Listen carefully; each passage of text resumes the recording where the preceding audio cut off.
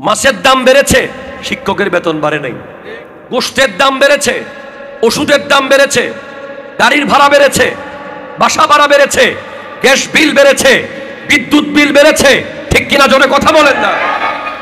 দুই ক্যাটাগরির মানুষ এখনো আগের জায়গায় আছে।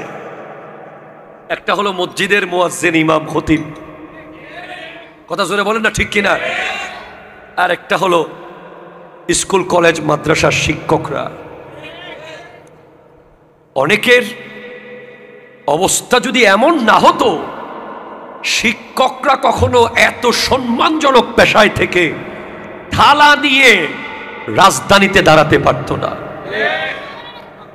যেখানে রাষ্ট্রপতি তাদেরকে টাকা দেয়, ঠিক কিনা কথা জোরে বলেন না, আইন পাশ করে পতিতাদের জন্য টাকা বরাদ্দ দেওয়ার কথা রাষ্ট্র ভাবতে পারে, সেখানে শিক্ষকদেরকে তো স্বর্ণের পালং দেওয়া দরকার।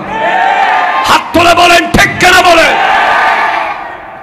যে যারা জাতি গঠন করবে, যারা জাতিকে প্রতিদিন যারা বানাবে, বাবা মা একবার জন্ম দেয়, ওই সন্তানকে শিক্ষক আরেকবার জন্ম দেয়।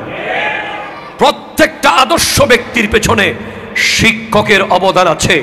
আজকে আপনি সচিবালয়ে যান, একজন সচিব যখন আপনাকে দেখলে সালাম দেবে, একজন সচিবের আদব যখন আপনি দেখবেন, তাকে আপনি জিজ্ঞেস করবেন, স্যার আপনি তো বিসিএস ক্যাডার হয়ে এখানে এসেছেন, দেখি বলেন তো এই সালাম কার কাছে শিখেছেন, এই আদব কার কাছে শিখেছেন, এই ভদ্রতা কার কাছে শিখেছেন, চেয়ার থেকে দাঁড়িয়ে যাওয়া কার কাছে শিখেছেন, নিজে না খেয়ে সামনে বাড়িয়ে দেওয়া কার কাছে শিখেছেন?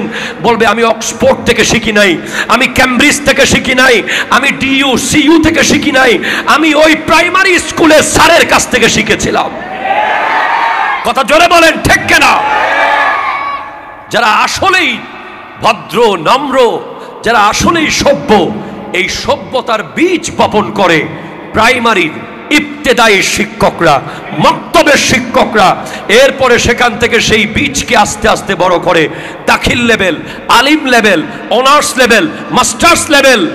কিন্তু আজকের দিনে কি হচ্ছে? শিক্ষকদের জন্য রাষ্ট্র ভাবতে পারে না, সবার জন্য ভাবতে পারে। শিক্ষকদের রুহের বদদোয়া যদি পড়ে যায়, এ দেশে আর শান্ত হবে না। ঠিক কিনা কথা? হাত তুলে বলেন ঠিক কিনা বলেন। অনেকেই বলেছে সেটা জাতি গড়ার কারিগর এই শিক্ষকরা। আজ ঢাকার জমিনে বেশ কতদিন ধরে আন্দোলন করছে নিজেদের একটু জীবনকে উন্নত করার জন্য। শিক্ষকদের জীবন যদি উন্নত হয়, ছাত্রের লেখাপড়া উন্নত হবে। শিক্ষকরা কি চায়? শিক্ষকরা তেমন কিছুই চায় না। কোনো মতে দুবেলা দুমুঠো ভালোভাবে ভাত খেতে পারলে, একটু মন ভরে ছাত্রদেরকে পড়াইতে পারলে শিক্ষকরা এর বেশি কিছু চায় না। কিন্তু এখন অন্ন, বস্ত্র, বাসস্থান এত এত বেশি কস্টলি হয়ে গেছে যে শিক্ষকদের পক্ষে খুব কঠিন হয়ে যাচ্ছে সারভাইভ করা। আমরা অনুরোধ করব বাংলাদেশ সরকারকে, এই গজব যদি দূর করতে চান দেশ থেকে, শিক্ষকদের কথা ভাবুন, তাদের রুহের বদদোয়া থেকে বাঁচার চেষ্টা করুন, তাদের যা চাহিদা দিয়ে দেন, দেশ ঠান্ডা হয়ে যাবে। ঠিক কিনা কথা জোরে বলেন। আযাব ওয়া আনিবু, ফেরত আসো, ইলা রাব্বিকুম, রবের দিকে, ওয়া আসলিমু লাহু, আত্মসমর্পণ করো রবের কাছে। মিন ক্বাবলি আইয়াতিয়াকুমুল আযাবু সুম্মা লা তুনসারুন।